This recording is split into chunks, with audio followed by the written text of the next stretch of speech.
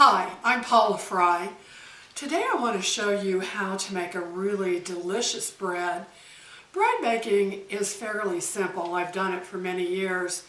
I've developed a bread recipe that I think is really good for you. If you have a celiac disease or a problem with gluten, please be sure to use gluten-free flour. But other than that, this recipe would be great for anyone. Most bread, especially white bread, is a simple carbohydrate, and simple carbohydrates are not good for you. They add extra weight to your body, they raise your insulin level, and they also, I've heard lately that you're 400 times more likely to get Alzheimer's disease if you have a high carbohydrate diet, simple carbohydrate diet. So this bread is made with complex carbohydrates. I have organic whole wheat flour. I have organic oat flour, and I have almond flour.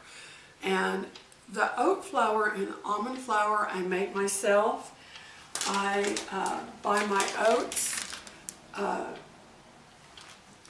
online. They're organic rolled oats, and I just put them in my food processor and grind them really fine.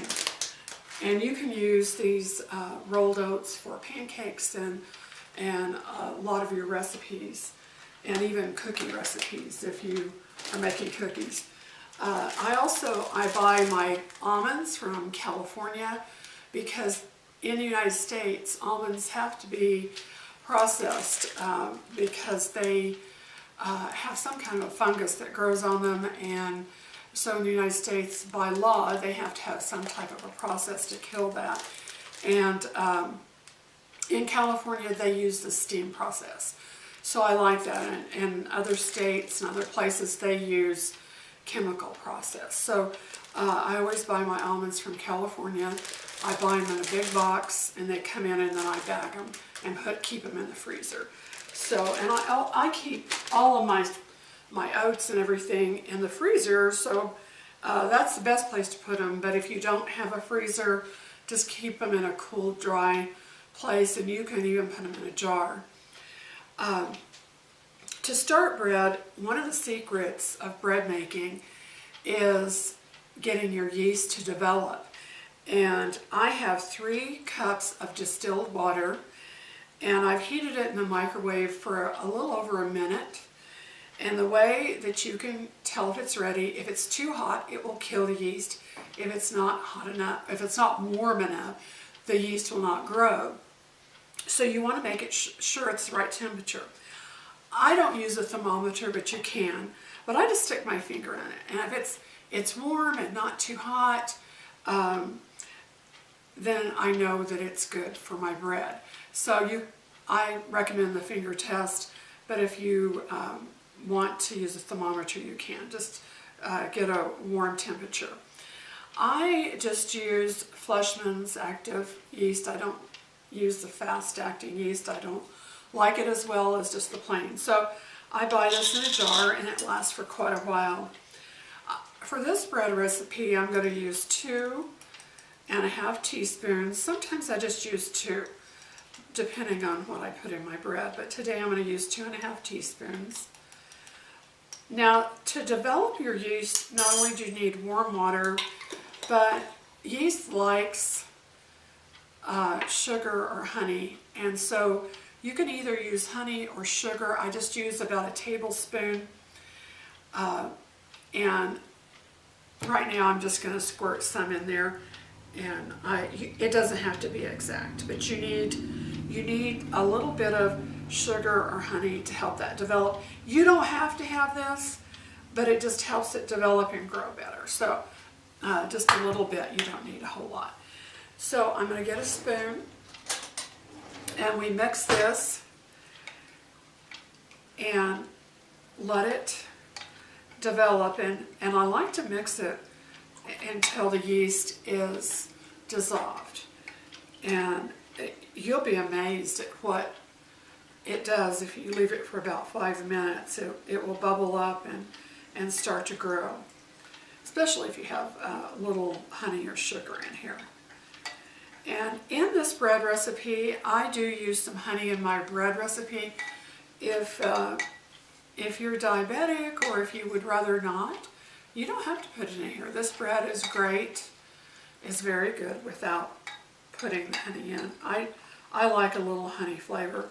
And the same thing with the salt. I like some salt in my bread, but if you want to leave that out, you can. I use real salt. It is very fine salt in it. It isn't overly processed. It's real authentic salt, and it has a lot of the trace minerals and other things that you need.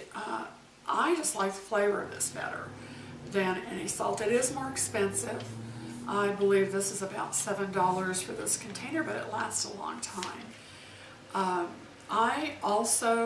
This is from Utah, but it's from central Utah, but it does not have iodine in it. So it's got a little bit, it's got 0.002%, but I use kelp. I add kelp to that, and you can get Nature's Way kelp in the capsules, and I just add it to my salt shakers, and so that's how we get our iodine. You can also get iodine from fish.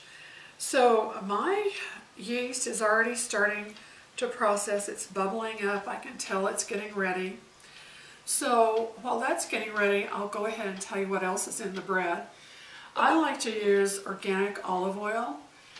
I don't recommend using shortening or anything else. I think the olive oil just gives it a really nice texture and flavor. So I just use 2 tablespoons of olive oil. And bread is very forgiving. About the only thing that you have to remember with bread is to get the yeast dissolved and in warm water to help it grow, and to knead your bread, because kneading helps develop the gluten and helps develop the structure of the bread. So that's 2 tablespoons of olive oil. And then after I measure my olive oil, I measure my honey, because always measure your olive oil first, because the honey will come out of the spoon very easily. So I usually put 2 to 3 tablespoons of honey in my bread. And like I said, you don't have to put this in. You can leave it out. This is kind of slow. This honey is Miller's raw honey. I like it. It's from Utah. It's 100% pure natural, unfiltered, and uncooked. It's packed by Miller's Honey Company, Salt Lake City, Utah. We live near Utah, so we get some Utah products, but a lot of the Utah products are very good. You can buy organic meat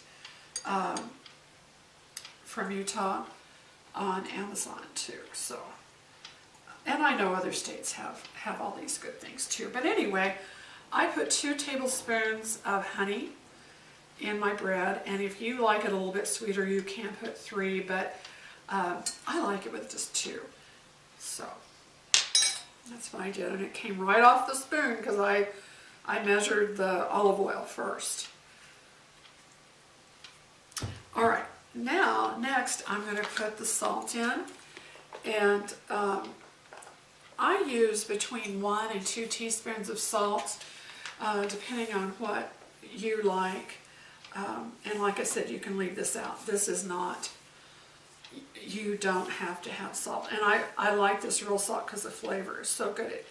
It doesn't have a real harsh, salty taste. It's real mild.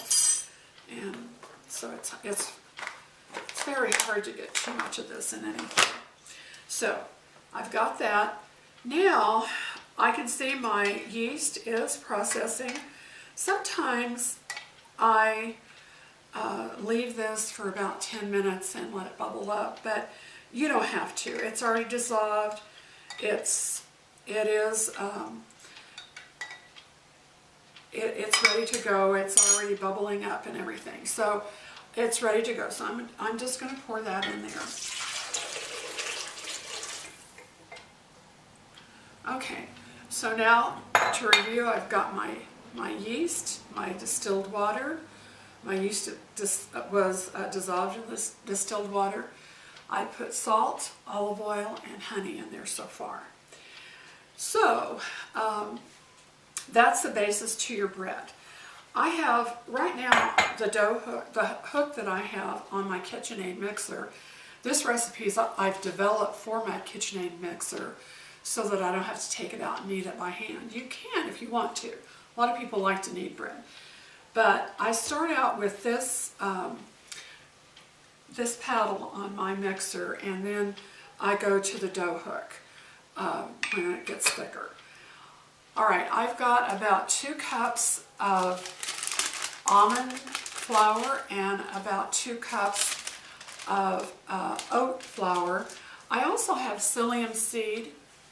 This helps hold the bread together. It adds fiber. It's very good. Also, a lot of times I grind up organic pumpkin seeds. I didn't have these ground up this morning yet, so I'm not going to use them in there. But this adds magnesium, and it also has omega-3s in it. So pumpkin seeds are very good in there, and you can't taste them in there. It's just gives it a really good flavor. So those are the things that I'm going to use, and then like I said, I'm going to use my organic whole wheat flour. And I ordered this in a big bag, and then we bag it into smaller baggies and we keep it in the freezer. So I'm going to add about 3 cups of this whole wheat flour. And if you have a gluten problem, please use gluten-free flour. I don't recommend you using gluten-free flour with rice, just because there's been a problem. Unless it's organic rice, and you know it is free of arsenic, but there is a problem with arsenic in rice. So I love rice. I think rice is great, but just make sure if it is gluten-free flour with rice in it, that the rice is arsenic-free. So, and I'm going to put that in there, 3 cups, and then all I do is just turn on my KitchenAid mixer to low first, and then I turn it up higher, and I just let that really get smooth, nice and smooth, and a nice texture. Then I'll add my almond flour and my oat flour and my psyllium seed. Hi, I'm back again.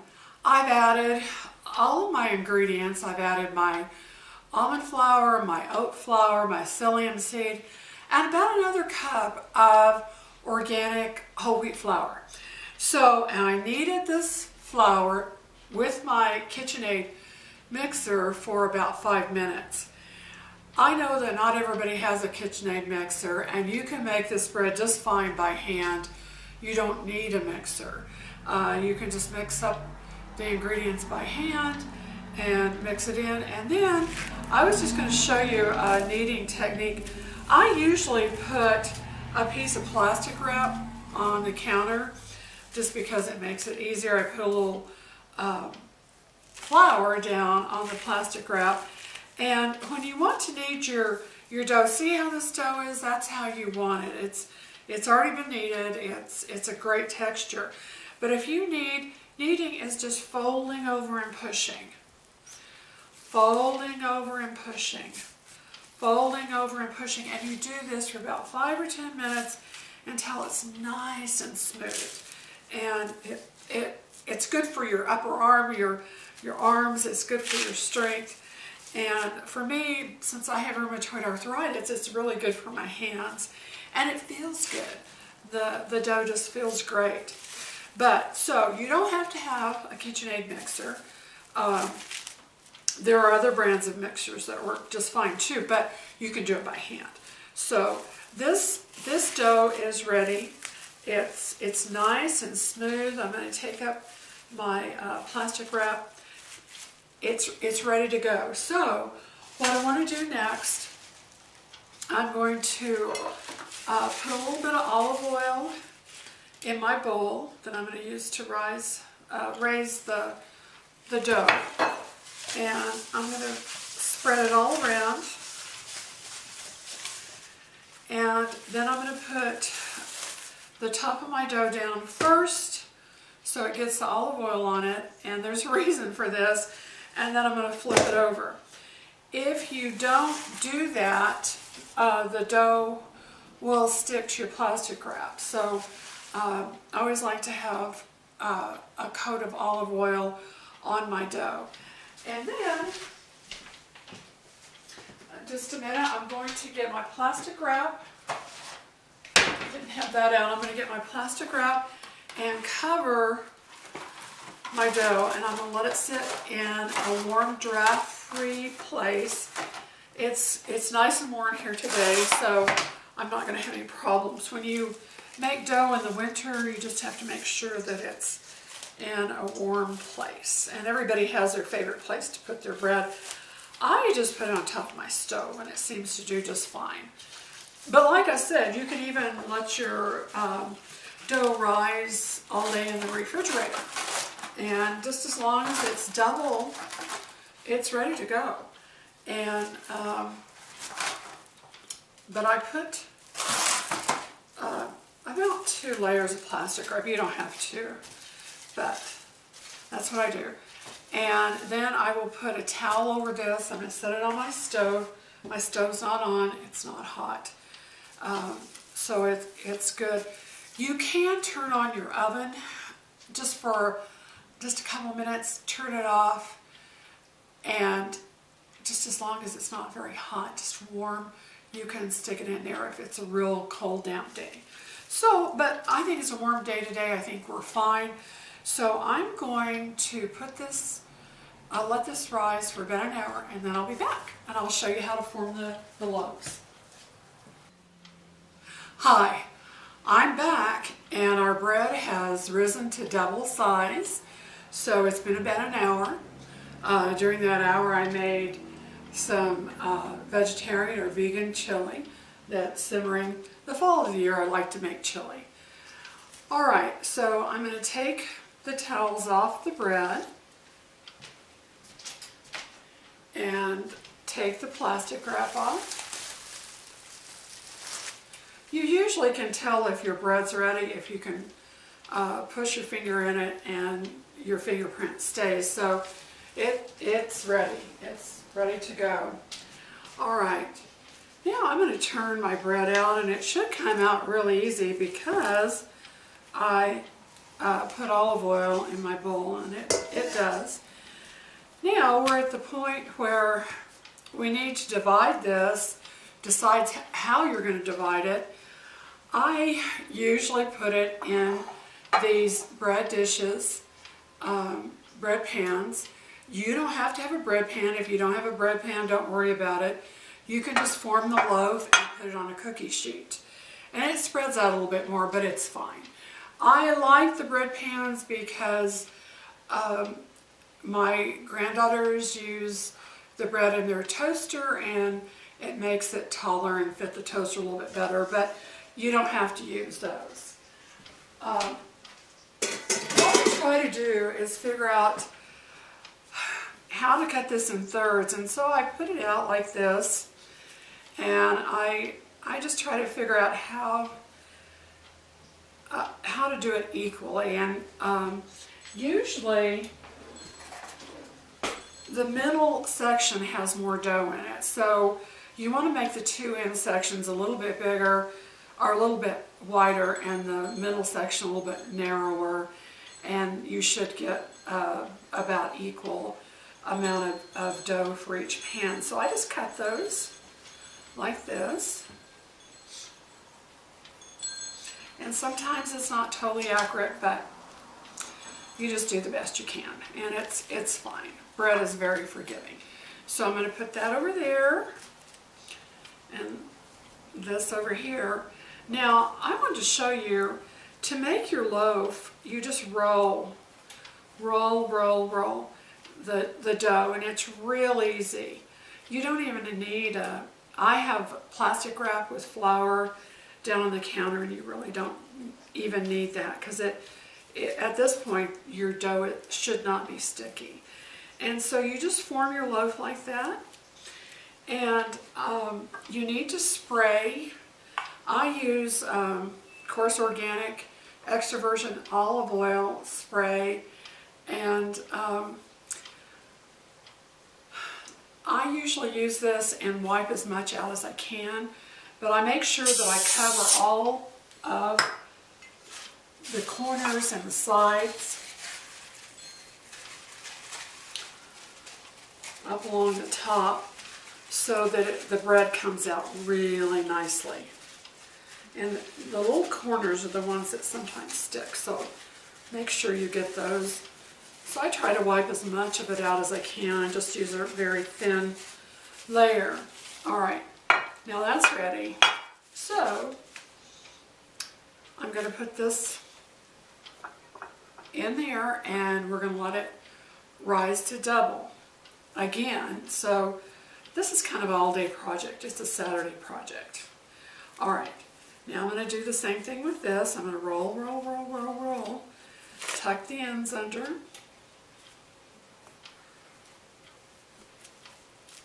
There we go. And just shake it with your hands. They usually, and I've already sprayed these dishes, so they're ready to go. And this looks like that center section is always bigger for some reason. I try to make it narrower, and it always ends up being more dough. But that's just something to remember, to try to make that a little bit narrower than what I did. And there that is, and just make sure it's tucked under really well, and shape it really pretty, and put it in the pan. All right, now what I'm going to do, I'm not going to come back with a video until the bread is done, but I'm going to let this rise until double. It takes about another hour, and while it's rising, I will, about the last 15 minutes, I'll turn on the oven. You need to have a really nice hot oven. Don't put your bread into a cold oven. It will not cook right. So I usually cook at about 375, and it takes, between 20 and 30 minutes. Usually at this altitude it takes a good 30 minutes to get done, but when your bread is done, it'll sound hollow if you tap on it. So that's what I'm going to do now. I'm going to keep it out of draft, keep it in a warm place, and it should rise up to double size, and then I'll put it in a very 375 degree hot preheated oven. Make sure your oven's preheated. But I will come back when it's done and show you the finished product. Thank you.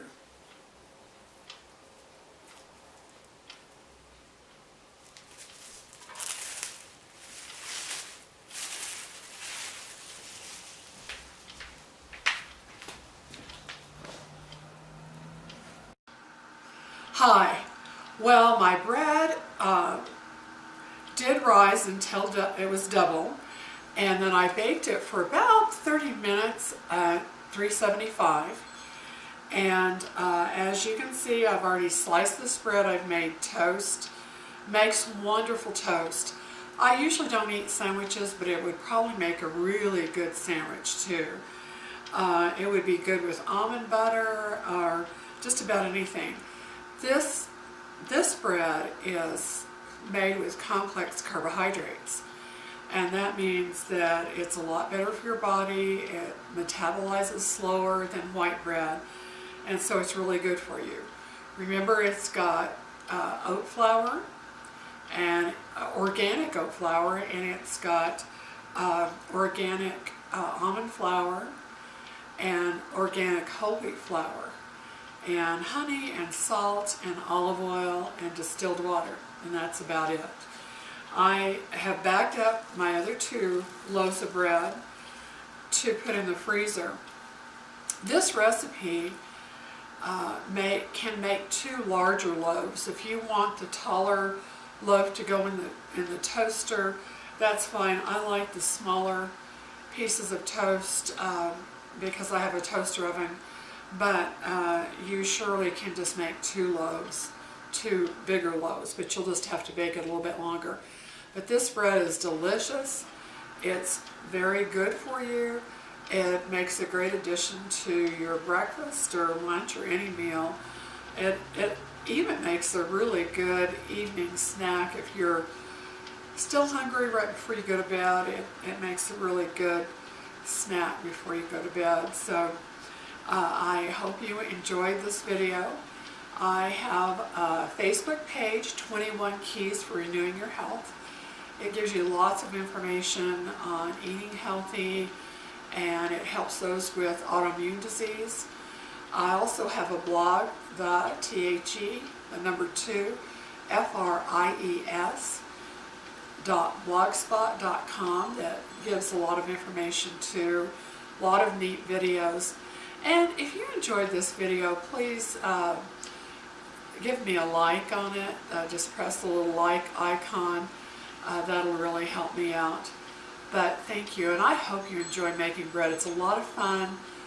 This bread is really nutritious, and it's very, very delicious. It's great. So thank you. See you next time. Bye-bye.